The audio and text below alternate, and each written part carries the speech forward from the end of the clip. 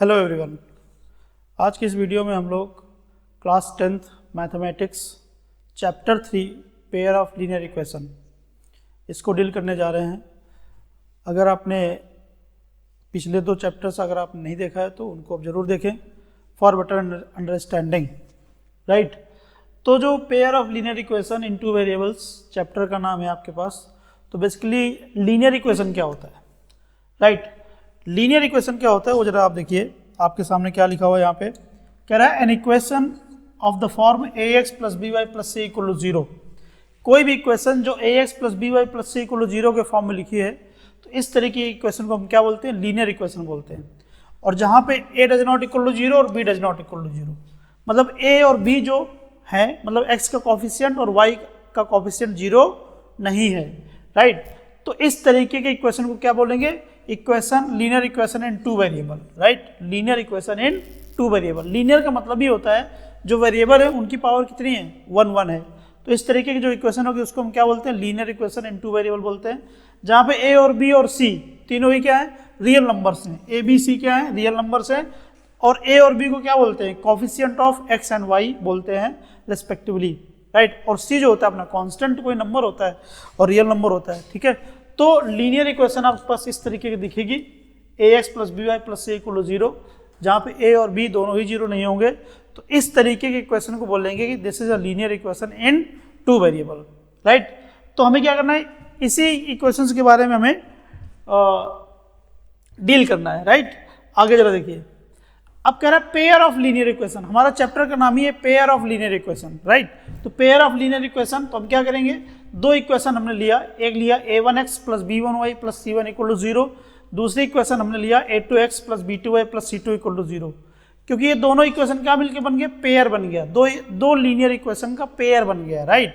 और क्योंकि a1 b1 c1 ये क्या है, रियल नंबर्स हैं, और a2 b2 भी क्या है, रियल नंबर्स हैं, राइट।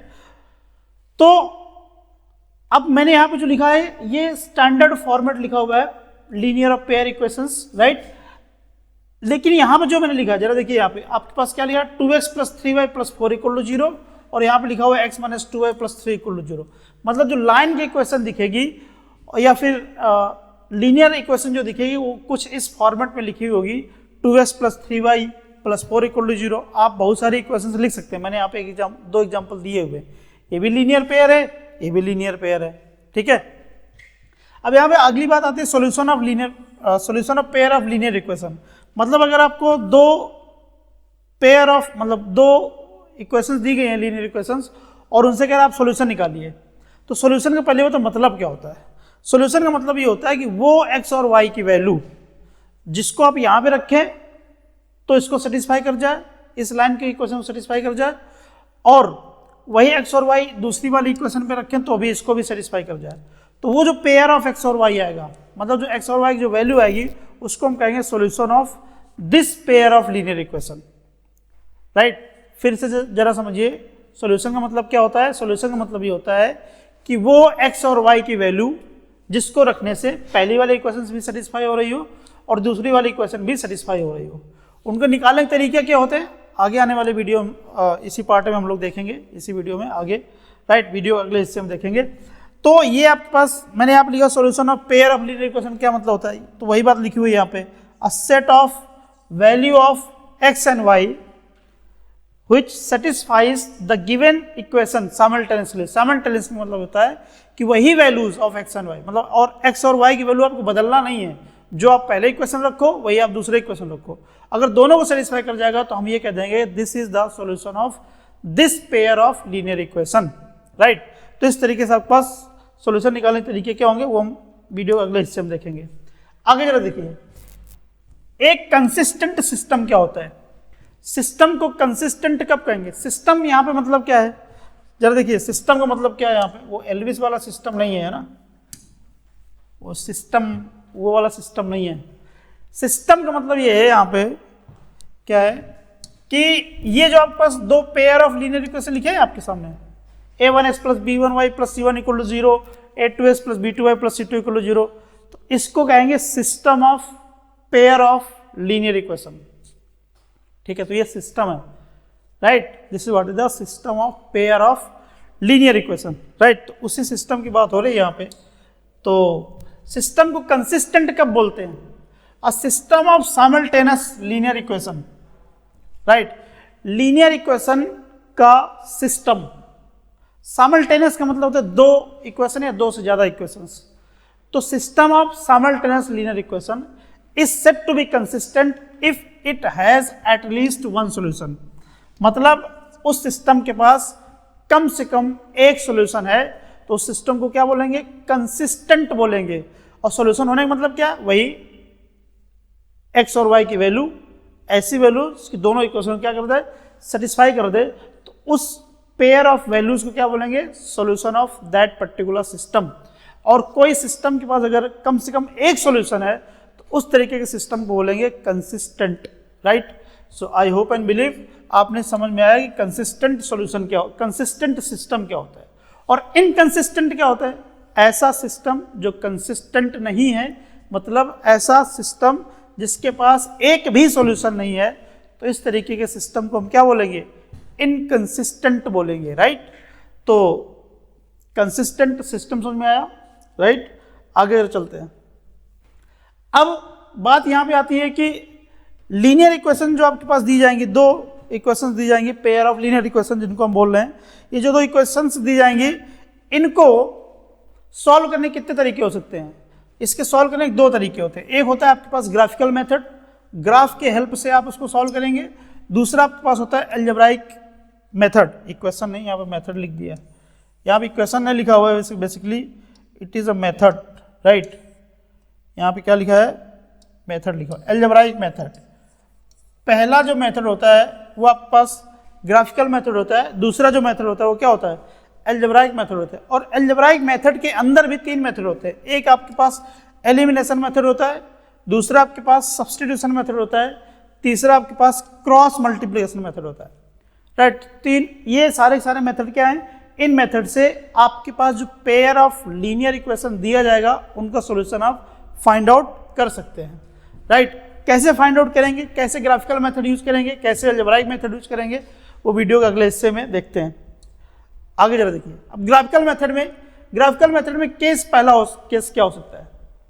देखिए, आपने 9th क्लास में कोई लीनियर इक्वेशन दी जाती थी तो उसका ग्राफ बनाना आपने सीखा है, राइट। तो हम क्या करेंगे, अगर आपके पास जो पहली लाइन की इक्वेशन दी गई, क्या इस तरीके दिया गया a1x + b1y + c1 = 0, और उसका आपने ग्राफ ड्रॉ किया, वो कुछ इस तरीके से आ गया। एक लाइन की इक्वेशन है, ये वाली जो लाइन है ये पहली वाली लाइन की इक्वेशन है, और जो दूसरी वाली जो लाइन है वो ये है a2x + b2y + c2 = 0। आप क्या देख रहे हैं, जब दोनों लाइन का ग्राफ ड्रॉ कर रहे हैं एक ही ग्राफ पेपर पे, तो दोनों लाइन एक पॉइंट पे इंटरसेक्ट कर रहे हैं। देख रहे हैं आप, इस पॉइंट पे इंटरसेक्ट कर रहे हैं, तो यही जो पॉइंट होगा, इसी पॉइंट को बोलेंगे solution of this pair of linear equation, right. कहने का मतलब क्या है, इसका सॉल्यूशन की वैल्यू क्या आएगी? इसको यहाँ से परपेंडिकुलर ड्रॉप करेंगे, और ये आपके पास ये जो लेंथ होगी ये x कहलाएगी, और ये जो लेंथ होगी y कहलाएगी। तो यहाँ पे जो x और y की जो वैल्यू निकल के आएंगी, उस वैल्यू को ही क्या बोलेंगे?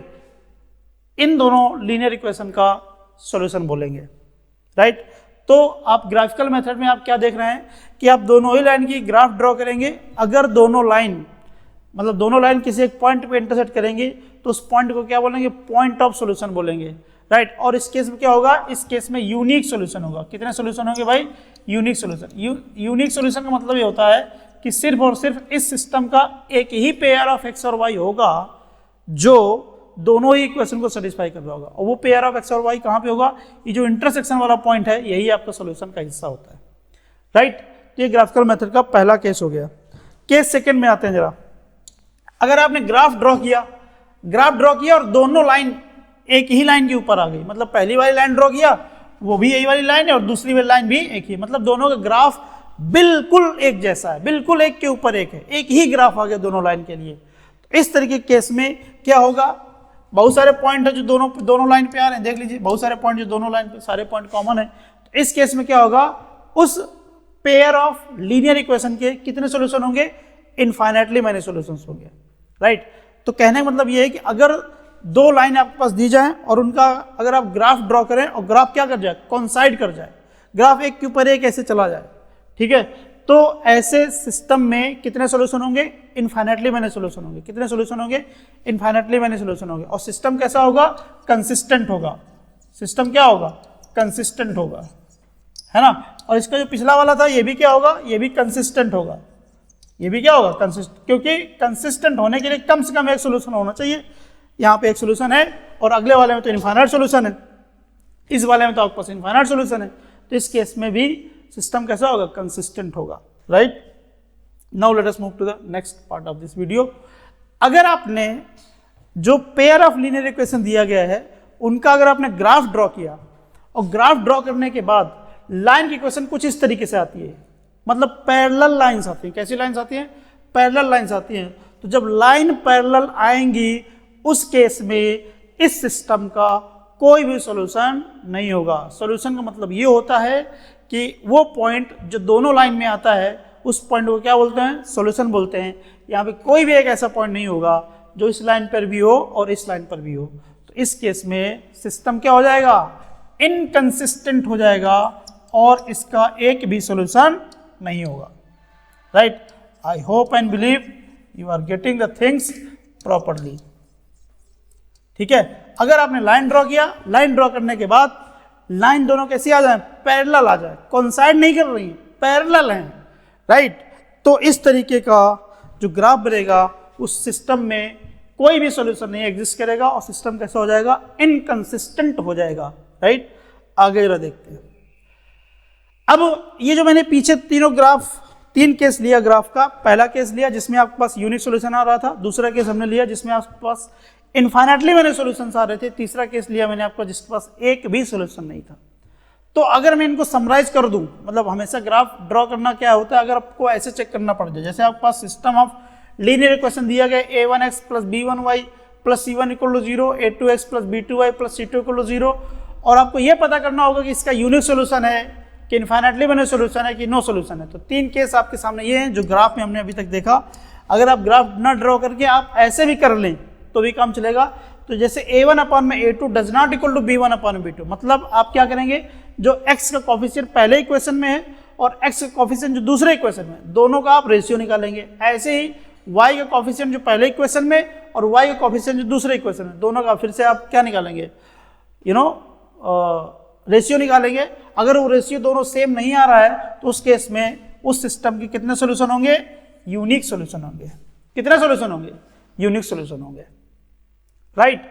और यहाँ पे सेकेंड पार्ट में क्या है, यहाँ पे अगर आपके पास a1 upon a2 equals to b1 upon b2 equals to c1 upon c2, इस केस में जो ग्राफ में लाइन कॉन्साइड कर गई थी, मतलब एक के ऊपर दूसरी लाइन आ गई थी, तो कॉन्साइड कर जाएगी इस केस में line, then it has infinitely many solution. कितने सॉल्यूशन होंगे उस केस में? इनफाइनाइटली मैनी सॉल्यूशन होंगे, और ये भी क्या होगा? कंसिस्टेंट ही होगा। और अगर तीसरा केस a1 अपॉन में a2 equals to b1 upon b2 does not equal to c1 upon c2, अगर ऐसा होता तो लाइन क्या हो जाएंगी? पैरेलल हो जाएंगी, और इस केस में क्या होगा? एक भी सॉल्यूशन नहीं होगा। इस केस में क्या होगा? एक भी सॉल्यूशन नहीं होगा, राइट। तो जो हमने ग्राफ में देखा उसको आप इस तरीके से भी डील कर सकते हैं कि ये आपके पास यूनिक सॉल्यूशन का केस है, ये आपके पास इनफाइनाइटली मैनी सॉल्यूशन का केस है, ये आपके पास नो सॉल्यूशन का केस है, राइट। सो इस तरीके से आप उनके कॉफिशिएंट को कंपेयर करके उस सिस्टम के नेचर के बारे में पता कर सकते हैं कि सिस्टम कंसिस्टेंट है और या फिर इनकंसिस्टेंट है, और कंसिस्टेंट है तो इसके पास यूनिक सॉल्यूशन है कि इनफाइनाइटली मैनी सॉल्यूशंस है, right. Now let us move to the next part of this video. अब आपके पास एक सिस्टम ऑफ लीनियर इक्वेशंस दिया गया है। एक आपके पास दिया गया है x plus 2y equals to 1.5, दूसरा दिया गया 2x plus y equals to 1.5, और आपसे कह रहा है, क्या कह रहा है कि आप इसको सॉल्व कर लिए। कैसे सॉल्व करिए? ग्राफिकली सॉल्व करिए। कहने मतलब आपको ग्राफ ड्रॉ करना है, राइट। और ग्राफ ड्रॉ करने के बाद जो पॉइंट ऑफ इंटरसेक्शन आएगा या फिर नहीं आएगा, जो भी होगा, मतलब तीन केस हमने देखा था, एक में पॉइंट ऑफ इंटरसेक्शन आया, एक में लाइन कॉन्साइड कर गई, एक में आपके पास लाइन क्या होगी? पैरेलल हो गई। तो इनको ग्राफ के हेल्प से इसको ड्रॉ करेंगे, और जो पॉइंट ऑफ इंटरसेक्शन होगा that will be the solution of this system, right. तो let us draw the graph of these equations. तो सबसे पहले क्या करेंगे? ग्राफ ड्रॉ करने के तरीके क्या होते हैं? जैसे आपके पास x प्लस 2y को 1.5 लिखा हुआ है, तो एक काम करो, पहले 1.5 को 3/2 लिख सकते हैं, राइट। तो इसको क्या लिख सकते हैं? x plus 2y equals to 3/2, 2 से पूरे मल्टीप्लाई कर दोगे तो आपके पास क्या आएगा, x2x plus 4y equals to कितना 3। एक आपके पास लीनियर इक्वेशन ये आ गया। दूसरा इक्वेशन अगर आपके पास देखोगे तो उसको उसी तरह लिखोगे तो क्या आ जाएगा 4x plus 2y equals to 3। तो आपने दोनों लीनियर इक्वेशन जो दिए गए थे, इधर पे आपके पास 1.5 दिया गया था, वो आपने डेसिमल हटा लिया और आपने इस तरीके से सिस्टम आपने लिख लिया। अब इसका ग्राफ ड्रॉ करने के लिए करते ये हैं कि 2 टेबल बनाएंगे। कितनी टेबल बनाएंगे, 2 टेबल, एक पहले इक्वेशन के लिए और एक दूसरे इक्वेशन के लिए। तो जरा मैं टेबल यहाँ पे बनाऊंगा। पहले इक्वेशन के लिए क्या करूंगा, यहाँ पे मैं यहाँ से y की वैल्यू निकालूंगा। किसकी वैल्यू निकालूंगा, y की वैल्यू निकालूंगा। ग्राफ ड्रॉ करना है ना, तो ग्राफ ड्रॉ करने के लिए कोई चिंता वाली बात नहीं है। आप क्या करेंगे, सिंपली पहले वाले के लिए, पहली वाली जैसे लाइन की इक्वेशन है 2x plus 4y equals to कितना 3 लिखा हुआ है। एक बार क्या करेंगे, x इक्वल टू 0 रखेंगे। जब आप x इक्वल टू 0 रखोगे तो y की वैल्यू क्या आएगी जरा बताइए, x इक्वल टू 0 ये 0 हो जाएगा, y की वैल्यू 3/4। 3/4 बोले तो 0.75। 3/4 बोले तो कितना 0.75, राइट। और अगर आप पहली वाली इक्वेशन में, इसी इक्वेशन में आप क्या करेंगे, y इक्वल टू 0 रख देंगे। क्या रख देंगे, y इक्वल टू 0। जब y इक्वल टू 0 रख देंगे तो x वैल्यू क्या आएगी, x वैल्यू आ जाएगी 1.5। आपने सिंपली क्या किया, पहली वाली लाइन के इक्वेशन में आपने x इक्वल टू 0 रखा तो y की वैल्यू 0.75 आ गई, और आपने y की वैल्यू 0 रखा तो x वैल्यू आ गई 1.5, ठीक है। और दूसरा जो आपके पास यहाँ पे दूसरी जो लाइन की क्वेश्चन है, यहाँ पे क्या करें, यहाँ पर वही करें। पहले आप x इक्वल टू 0 रखो तो y की वैल्यू क्या आ जाएगी, y की वैल्यू आ जाएगी 1.5। अब दूसरी वाले में क्या करेंगे, पहले अब यहाँ पे y की वैल्यू 0 रखेंगे, यहाँ पे y की वैल्यू 0 रखेंगे तो x की वैल्यू क्या आ जाएगी, x की वैल्यू आ जाएगी 0.75। अब इनको क्या करना है, इनको ग्राफ में ड्रॉ करना है। ये जो पॉइंट आपके पास आ गए इनको ग्राफ में प्लॉट करना है। तो लेट अस ड्रॉ ग्राफ, है ना। एक आप ग्राफ ड्रॉ करें, जरा देखिए। एक आपके पास ये आपके पास ग्राफ है मान लीजिए, ठीक है। यहाँ पे पहला वाला पॉइंट क्या कर रहा है, x equal to 0, y equal to 0.75। आपको पता है कि जो x 0 होता है, कहाँ पे 0 होता है, y एक्सिस पे 0 होता है x 0 y एक्सिस पे होगा। तो जरा ये ग्राफ आपके पास जो लिखा हुआ है, यहाँ पे आपके पास मान लीजिए 0.75 यहाँ पे होगा, 0.75 आपके पास यहाँ पे होगा। तो ये जो पॉइंट मान लीजिए, पॉइंट क्या कहलाएगा, 0.75, राइट। और दूसरा वाला जो पॉइंट है इसी लाइन के लिए क्या है, 1.5 बोले तो 1 से बड़ी वैल्यू, 1 से बड़ी वैल्यू बोले तो 1.5, 0। तो ये पहली वाली लाइन का अगर ग्राफ ड्रॉ करोगे, जरा इसको ऐसे लिखो, इसको थोड़ा जरा अलग लिखो ताकि हम ग्राफ ड्रॉ कर पाए। यहाँ पे आपके पास आएगा 0.75, वो ये वाला पॉइंट होगा। अगर आप लाइन ड्रॉ करो तो लाइन कैसे आएगी, लाइन कुछ इस तरीके से आएगी, ऐसे, ठीक है। अब दूसरी बात क्या कर रहा है, दूसरी लाइन पे ये आपके पास पहली लाइन की क्वेश्चन होगी। ये कौन सी, जो पहली लाइन दी गई है 2x plus 4y equals to 3 की ग्राफ हो गई। जो दूसरी इक्वेशन दी गई वो क्या है, 4x plus 2y equal to 3 दिया गया। तो आप x equal to 0, y equal to 1.5, x equal to 0, y equal to 1.5 कहीं यहाँ पे आएगा। ये आपके पास क्या आएगा, x equal to 0, y equal to 1.5, और दूसरा वाला कहीं यहाँ पे आएगा। तो अब अगर देखोगे तो यह आपके पास ऐसे इंटरसेक्ट करेगा। दूसरी लाइन की इक्वेशन ये आ गई। दूसरी लाइन की इक्वेशन क्या थी, 4x plus 2y equals to 3, ठीक है। दूसरी लाइन की इक्वेशन क्या थी, 4x plus 2y equal to 3। तो आपने क्या किया, आपके पास जो ग्राफ दिया गया था, जो सॉरी लाइन की इक्वेशन दी गई थी, उनको आपने ग्राफिकली क्या कर लिया, ग्राफिकली उनको आपने ड्रॉ कर लिया, राइट। और आप देख रहे हैं कि ये कहाँ पे इंटरसेक्ट कर रहा है, ये इस पॉइंट पे इंटरसेक्ट कर रहा है। कहाँ पे इंटरसेक्ट कर रहा है, ये इस पॉइंट पे इंटरसेक्ट कर रहा है। अगर आप ग्राफ में देखोगे ना तो ये पॉइंट जो आपके पास आएगा, लेट मी टेल यू, ये जो पॉइंट आपके पास आएगा, ये वाला पॉइंट, ये पॉइंट आएगा। यहाँ पे जो वैल्यू होगी, x की वैल्यू 1/2 आएगी, और यहाँ पे y की वैल्यू क्या आएगी, 1/2 आएगी। मतलब ये जो पॉइंट ऑफ इंटरसेक्शन आएगा क्या आएगा, 1.1/2 टाइप का आएगा। जहां पे वो इंटरसेक्ट कर रहा है उस पॉइंट के कोऑर्डिनेट कैसे निकाला, ग्राफ की हेल्प से यहाँ पे हमने निकाल लिया। कितना आएगा, यहाँ पे 1/2 आएगा, और यहाँ पर भी कितना आएगा, 1/2 आएगा, राइट। तो ये जो 1/2 आया हुआ है, यही सॉल्यूशन है इस सिस्टम ऑफ लीनियर इक्वेशन का। किसका, ये जो आपके पास 2 इक्वेशन दिए गए थे, इनका इक्वेशन का सॉल्यूशन है। और रही बात चेक करना है तो आप चेक करके देख लीजिए। आप यहाँ पे x की वैल्यू 1/2 रखो, भाई 2 इंटू 1/2 रखा आपने, प्लस 4 इंटू 1/2 रखो। देखो जरा सॉल्व करके, 2 से 2 कट जाएगा, 1 आएगा, प्लस ये कट जाएगा, कितना आ जाएगा, 2 आ जाएगा। यहाँ पर आंसर कितना आया, 3 आया। ऐसे इसको भी सेटिस्फाई हो जाएगा। तो आपने देखा कि ग्राफिकल मेथड से कैसे सॉल्व करते हैं। हालांकि आपको ये लग रहा होगा कि हमें कैसे पता चलेगा 1/2, हम ग्राफ में समझ पाएंगे नहीं समझ पाएंगे, तो ग्राफ में समझना पड़ेगा। ये बेसिकली बेसिक तरीका है ग्राफ में समझने का, लेकिन फिर भी मैं इसको बताऊंगा इस तरीके कैसे हैंडल करेंगे आगे, मतलब वीडियो के अगले हिस्से में आपको बताया जाएगा कि ये वाला पार्ट कैसे निकालेंगे। आपको जैसे मैंने यहाँ पे लिख दिया कि 1/2 है 1/2, आपको कैसे पता चलेगा कि 1/2 ही है ना। तो ये हम देखेंगे वीडियो के अगले हिस्से में, राइट। अब जरा देखिए, तो ग्राफिकल मेथड से सॉल्व करने के लिए सिंपली क्या करना है, ग्राफ ड्रॉ करना है, और ग्राफ ड्रॉ करने के बाद अगर पॉइंट एक जगह पर इंटरसेक्ट कर रहा है तो वही पॉइंट क्या हो जाएगा, सोल्यूशन हो जाएगा। अगर वो कॉन्साइड कर जा रहा है तो इनफाइनाइट सोल्यूशन हो जाएंगे। अगर वो कॉन्साइड नहीं करता, पैरेलल हो जाती है, तो उसके इसमें क्या हो जाएगा, नो सोल्यूशन हो जाएगा। आगे जरा देखते हैं। अब अलजेब्राइक मेथड, अलजेब्राइक मेथड जो है, ठीक है, वो मैंने 3 मेथड बताए। एक बताया आपके पास एलिमिनेशन मेथड, एक बताया मैंने आपको सब्स्टिट्यूशन मेथड, और तीसरा आपको बताया आपको क्रॉस मल्टीप्लिकेशन मेथड।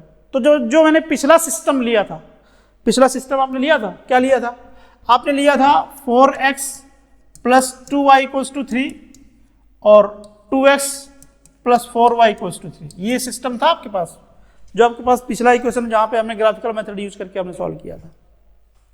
आपको यूज करना है एलिमिनेशन मेथड। एलिमिनेशन मेथड का मतलब क्या होता है कि ये जो दो वेरिएबल दिए गए हैं, इनमें किसी एक वेरिएबल को क्या करना है, एलिमिनेट करना है, ठीक है। तो कैसे करेंगे जरा देखिए। आप करने के लिए करते ही हैं कि जरा पहली वाली इक्वेशन में x का कोफिशिएंट और दूसरी वाली, पहली वाली इक्वेशन y का कोफिशिएंट, ऐसे दूसरी वाली इक्वेशन देखिए। तो आप क्या करेंगे, इनमें किसी एक वेरिएबल के कोफिशिएंट को बराबर कर लेंगे दोनों ही इक्वेशन में। जैसे मान लीजिए दूसरे इक्वेशन में 2 लिखा हुआ है, ठीक है, तो ऊपर वाले इक्वेशन 4x लिखा हुआ है, तो 4x कैसे लाएंगे दूसरे वाले इक्वेशन में। तो एक काम कर सकते हैं, इस पूरे में अगर 2 का मल्टीप्लाई कर दे, किसका मल्टीप्लाई कर दे, 2 का मल्टीप्लाई कर दे, 2 का मल्टीप्लाई कर दे तो क्या हो जाएगा, यहाँ पे आ जाएगा 4x, यहाँ पर भी 4x लिखा हुआ है, तो दोनों के वेरिएबल क्या हो जाएंगे, सेम हो जाएंगे। तो करिए जरा, ये आपके पास इक्वेशन नंबर 1 है और ये आपके पास इक्वेशन नंबर 2 है। अच्छा, कुछ लोगों को ये लग रहा होगा, जैसे मान लीजिए आपके पास लिखा होता है 2x + 3y = 2 और यहाँ पे लिखा होता है 3x + 4y = 5, और तब आप कैसे वेरिएबल बराबर करते, जैसे x का वेरिएबल आपको बराबर करना कैसे करते, y का वेरिएबल बराबर करना तो कैसे करते भाई, यहाँ पे तो क्या करोगे, यहाँ पे 2 का मल्टीप्लाई करोगे तो x का वेरिएबल बराबर हो जाएगा। जैसे मान लीजिए y के वेरिएबल बराबर करना, तो यहाँ पे y का 2 का मल्टीप्लाई कर दोगे ऊपर वाले में, तो y का वेरिएबल बराबर हो जाएगा। लेकिन यहाँ पे क्या करोगे, जब इस तरीके से हो कि आपको पता नहीं चल पा रहा कि 3 का मल्टीप्लाई ऊपर 6 हो जाएगा, लेकिन यहाँ पे क्या हो जाएगा, तो एक काम करेंगे, इस 3 का मल्टीप्लाई यहाँ कर देंगे और इस 2 का मल्टीप्लाई दूसरे वाले इक्वेशन में कर देंगे।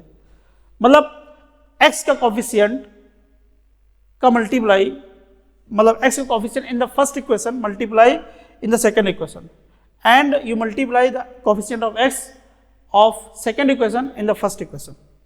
मतलब इसके x का कोफिशिएंट का मल्टीप्लाई दूसरे इक्वेशन में और दूसरे इक्वेशन में x का कोफिशिएंट का मल्टीप्लाई पहले इक्वेशन में। आप इस तरीके से करेंगे तो आपके पास क्या हो जाएगा, वेरिएबल्स क्या हो जाएंगे, सेम हो जाएंगे। तो आप करिए जरा, यहाँ पहले दूसरी वाली इक्वेशन में आप 2 का मल्टीप्लाई करेंगे कितना आएगा, तो फर्स्ट ऑफ ऑल आप पहली वाली इक्वेशन को आप एज इट इज लिखिए, x + 2y = 3, और दूसरी वाली इक्वेशन आप मल्टीप्लाई करेंगे 2 का, तो ये हो जाएगा 4x, यहाँ पे हो जाएगा 8y और यहाँ पे हो जाएगा 6। अब जरा देखिए, आपने देखा यहाँ पे कि x का जो कोफिशिएंट है दोनों में क्या हो गया, सेम हो गया। अब क्या करेंगे, इसको माइनस कर देंगे, माइनस करने से ये क्या हो जाएगा, कैंसिल हो जाएगा। ये माइनस करेंगे, ये भी माइनस का आ जाएगा, ये भी माइनस का आ जाएगा, ये दोनों कैंसिल हो जाएगा। यहाँ कितना आएगा, -6y आएगा, और इधर भी कितना आएगा, -3 आएगा। तो y की वैल्यू कितनी आ जाएगी, 1/2 आ जाएगी। y की वैल्यू कितनी आ गई, 1/2। तो आपने क्या किया, आपके पास ये वाली जो इक्वेशन आई है, यहाँ पे क्या आया है, -6y = -3, यहाँ पे आपने x का वेरिएबल क्या कर दिया, एलिमिनेट कर दिया। इसीलिए इस मेथड को क्या बोलते हैं, एलिमिनेशन मेथड बोलते हैं। अब आपके पास किसी एक वेरिएबल की वैल्यू आ चुकी होगी, अगर आपने यहाँ पे x को एलिमिनेट किया तो y की वैल्यू आएगी, अगर y को एलिमिनेट कर दिया तो x की वैल्यू आ जाएगी। अब ये जो y की वैल्यू आई है, तो y की वैल्यू आप किसी भी इक्वेशन में, पहले इक्वेशन में या फिर दूसरे इक्वेशन में सप्लाई कर देंगे तो आपके पास दूसरे वेरिएबल की वैल्यू मिल जाएगी। पहला इक्वेशन जैसे आपके पास लिखा, क्या लिखा है, 4x + 2y = कितना लिखा हुआ है, 3 लिखा हुआ है। आपके पास y की वैल्यू कितनी है, 1/2, तो ये आपके पास हो जाएगा 4x प्लस यहाँ कितना आएगा, 2 × 1/2 = 3, तो ये आपके पास कितना आ जाएगा, 1 आ जाएगा, उधर जाएगा माइनस हो जाएगा, तो 4x = कितना आएगा, 2 आएगा, तो x = कितना आ जाएगा, 1/2 आ जाएगा। तो यहाँ से आपके पास x की वैल्यू भी कितनी आ जाएगी, 1/2। तो सॉल्यूशन क्या आ जाएगा, यहाँ पे सॉल्यूशन लिखने का तरीका ये होता है, x = 1/2 और y = भी 1/2। तो आपने देखा कि हमने यही वाला इक्वेशन लिया था, किसमें, ग्राफिकल मेथड से सॉल्व करने के लिए। तो आपने देखा तो वहां पर भी यही सोल्यूशन आ रहा था और एलिमिनेशन मेथड से भी यही सोल्यूशन आ रहा है। तो मैं आपको ये बताना चाहता हूं कि आपको मेथड कोई भी यूज करो, सोल्यूशन सेम रहेगा। चाहे आप एलिमिनेशन मेथड यूज करो, चाहे आप सब्सटीट्यूशन मेथड यूज करो, चाहे आप ग्राफिकल मेथड यूज करो। ठीक है, तो हमने अभी तक 2 मेथड कवर कर लिए, एक ग्राफिकल मेथड, दूसरा एलिमिनेशन मेथड, और तीसरा आपके पास आएगा substitution method. Right, now let us deal with the substitution method.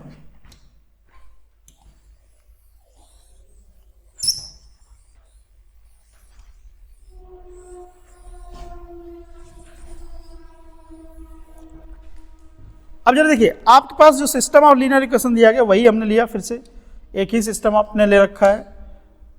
तो यहां से हम देखेंगे कि सब्स्टिट्यूशन मेथड क्या होता है। सब्स्टिट्यूशन मेथड का मतलब ये होता है कि आप क्या करेंगे, पहली वाली इक्वेशन से किसी एक वेरिएबल की वैल्यू निकालेंगे, उसको दूसरे इक्वेशन क्या कर देंगे, सप्लाई कर देंगे। जैसे पहली वाली इक्वेशन आप उठाया 4x + 2y = कितना आया, 3 आया। इससे हम y की वैल्यू निकालने जा रहे हैं, तो 2y = कितना आ जाएगा, 3 - 4x आ जाएगा। तो y की वैल्यू कितनी आ जाएगी, 3 - 4x अपॉन कितना आ जाएगा, 2 आ जाएगा। ये y की वैल्यू क्या करेंगे, राइट, पुटिंग y = यहां पे लिखेंगे पुटिंग y =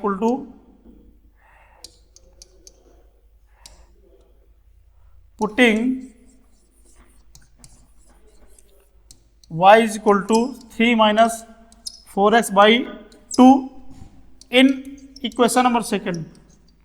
ध्यान देना जरा, मैं आपसे ये कह रहा हूं कि अगर आपने y की वैल्यू पहले इक्वेशन से निकाल ली है, तो जो y की वैल्यू आई उसको दूसरे इक्वेशन रखोगे, पहले भी नहीं रखना।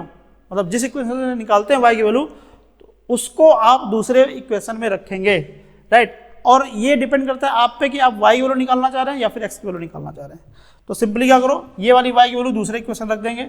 यहाँ पे आपके पास 2x है प्लस 4 इन ब्रैकेट, ये क्या लिखा है, 3 - 4x अपॉन कितना, 2 इज इक्वल टू कितना आपके पास आया, 3 आया। तो ये 2 से कट जाएगा, 2 आ जाएगा, मल्टीप्लाई करेंगे कितना आएगा, यहाँ पे 2x आएगा, यहाँ पे आपके पास आएगा प्लस में 6 और यहाँ पे आएगा माइनस में 8x = 3। तो ये 6 उधर जाएगा, माइनस का हो जाएगा, तो यहाँ पे माइनस का 6 = कितना आएगा, माइनस का 3 आ जाएगा। x की वैल्यू कितनी आ जाएगी, 1/2 आ जाएगी। अब ये x की वैल्यू क्या करेंगे, किसी भी इक्वेशन में, आप पहले भी इक्वेशन में यूज कर सकते हो, दूसरे इक्वेशन में यूज कर सकते हो, जैसा कि हमने एलिमिनेशन मेथड में किया, उसी तरीके से आप यहाँ पर भी कर सकते हैं। आपके पास y की वैल्यू आ जाएगी, y की वैल्यू भी क्या आ जाएगी, 1/2 आएगी। और ये जो मेथड चल रहा है, ये बेसिकली मेथड कौन सा मेथड है, this is not elimination method, this is substitution method, है ना। तो ये आपको ध्यान में रखना है, this is second method called substitution method, substitution method. ठीक है, तो हमने एक ही सिस्टम ऑफ लीनियर इक्वेशन लिया, उसी को हमने ग्राफिकल मेथड उससे समझा, और दूसरी इक्वेशन से हमने आप एलिमिनेशन मेथड सीखा, और same pair of linear equation से हमने सब्स्टिट्यूशन मेथड भी सीखा। Last but not least, cross multiplication method. Right, cross multiplication method आपके सामने लिखा हुआ है। ठीक है, और ये बेसिकली तभी लगता है जब आपका ग्राफिकल मेथड का पहला वाला जो केस था, कौन सा वाला case, a1/a2 does not equal to b1/b2। अगर आपके पास ये केस है तो ही क्रॉस मल्टीप्लिकेशन मेथड लगेगा, अदरवाइज क्रॉस मल्टीप्लिकेशन मेथड आपका अप्लाई नहीं होता है। तो क्या कह रहा है क्रॉस मल्टीप्लिकेशन मेथड, आपके पास पहला इक्वेशन इस तरह से लिखा रहेगा, a1x + b1y + c1 = 0। दूसरा इक्वेशन आपके पास a2s + b2y + c2 = 0। अगर आपको x की वैल्यू निकालना तो क्या करेंगे, x अपॉन ये x के कोफिशिएंट क्या करिए, आप हाइड करिए।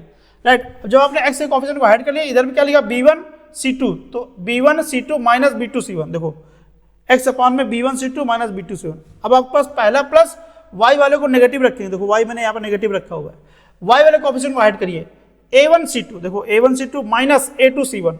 राइट, फिर ऐसे आपके पास 1 अपॉन करेंगे, क्योंकि यहाँ पे कोई वेरिएबल नहीं है। अब c के कोफिशिएंट को हाइड करेंगे, a1 b2 - a2 b1, तो ये आपके पास लिखा हुआ है। और अगर आपको x की वैल्यू निकालना है तो क्या करेंगे, ये वाला पार्ट ले लेंगे और ये वाला पार्ट ले लेंगे। राइट, ये वाला पार्ट लेंगे, ये तीसरे नंबर का पार्ट है, मतलब पहला और तीसरा ले लेंगे तो x की वैल्यू क्या आ जाएगी, जरा देखिए। अगर आप फर्स्ट और थर्ड ले लेंगे तो x की वैल्यू क्या आएगी, x की वैल्यू आपके पास आ जाएगी b1 c2 - b2 c1 upon a1 b2 - a2 b1। भाई ये क्रॉस मल्टीप्लिकेशन करके ऊपर चला जाएगा। ऐसे आपका दूसरा वाला अगर लेंगे तो क्योंकि यहाँ पे माइनस है तो माइनस होगा तो ये इनको क्या कर दो, आपस में इंटरचेंज कर दो, माइनस एडजस्ट हो जाएगा। तो यहाँ पे क्या आ जाएगा A2C1 माइनस A1C2, A1C2 अपन क्या आएगा A1B2 माइनस A2B1। तो इस तरीके से आपके पास x और y की वैल्यू आ जाएगी। तो आप सेम लॉजिक से जो आपके पास सिस्टम ऑफ लीनियर इक्वेशन में लिया ग्राफिकल मेथड के लिए, एलिमिनेशन मेथड के लिए, सब्स्टिट्यूशन मेथड के लिए, वही चीज़ आप यहाँ पर ले सकते हैं। आपका सिस्टम क्या था यहाँ पे, वो था आपके पास 2x plus 4y is equal to 3, और यहाँ पे क्या था 4x plus 2y equals to 3। और आपको निकालना, अगर यहाँ पे अप्लाई करना है, क्या अप्लाई करना है आपके पास graphical method, sorry cross multiplication method use करना है, तो क्या होगा कंडीशन x अपॉन x के कोफिशिएंट को हाइड कर लेंगे, राइट। और ये जो 3 है ना, 3 को आप इस तरफ ले आएंगे, ये भी जरा ध्यान दिए। चलो इस तरफ नहीं, हाँ इस तरफ लेके आएंगे तभी आप अप्लाई करिएगा ना, 3 आपके पास इस तरफ ही होना चाहिए तो ही आप अप्लाई करेंगे, क्योंकि सिस्टम ऑफ लीनियर इक्वेशन इस फॉर्मेट में लिखा है, इसी फॉर्मेट में ही होना चाहिए। तो आपने लिख दिया, ठीक है। आप क्या करेंगे, x के कोफिशिएंट को हाइड किया, -3 इंटू +4 क्या आएगा, माइनस का 12 आएगा, माइनस यहाँ पे क्या आएगा -3 इंटू 2 माइनस का 6 आएगा यहाँ पे, इज इक्वल टू माइनस का y y को हाइड कर लेंगे, यहाँ पे -3 है, यहाँ पे 2 है, मल्टीप्लाई करेंगे कितना आएगा, माइनस का 6 आएगा, माइनस यहाँ पे 4 है, यहाँ पे -3 तो माइनस का 12 आ जाएगा, इज इक्वल टू 1 अपॉन में यहाँ पे कितना आएगा, ये आपके पास आएगा 4 माइनस 16, 4 माइनस 16, राइट। तो ये आपके पास आ जाएगा। और आप क्या करेंगे, यहाँ से ये वाला ले लेंगे और ये वाला ले लेंगे, दोनों सॉल्व करेंगे, x की वैल्यू आपके पास 1/2 आ जाएगी। ऐसे ही ये वाला और ये वाला ले लेंगे तो y की वैल्यू भी क्या आ जाएगी, 1/2 आएगी, जैसे कि हमने पीछे दोनों ही मेथड में देखा, सब्स्टिट्यूशन मेथड, एलिमिनेशन मेथड आपने देखा, उस तरीके से आप करेंगे तो आपका काम हो जाएगा, राइट।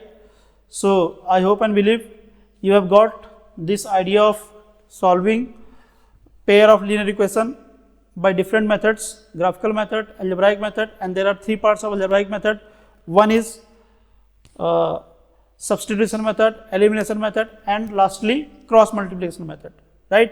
क्रॉस मल्टीप्लिकेशन मेथड की अपनी एक लिमिटेशन है, वो लिमिटेशन ये है कि अगर आपके पास ये वाली कंडीशन सेटिस्फाई होगी तो ही क्रॉस मल्टीप्लिकेशन मेथड लगेगा, अदरवाइज नहीं लगेगा, राइट। आगे जरा देखते हैं।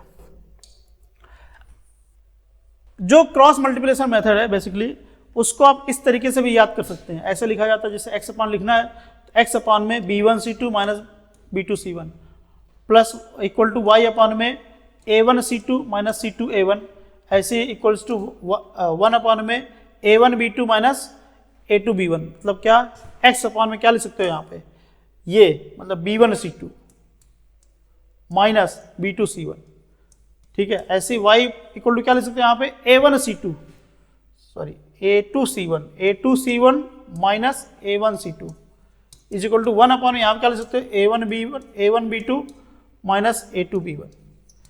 और इनको लिखने का तरीका क्या है, यहाँ से B से शुरू करेंगे, B लिखेंगे, C लिखेंगे और A लिखेंगे, फिर से B लिख देंगे, ठीक है। तो इस तरीके से आपका ग्राफिकल क्रॉस मल्टीप्लिकेशन मेथड का फार्मूला आप याद रख सकते हैं, right. So this is all about this chapter, right, system of pair of linear equation. So now we will have the discussion on the previous year questions in the next video. Thank you for watching.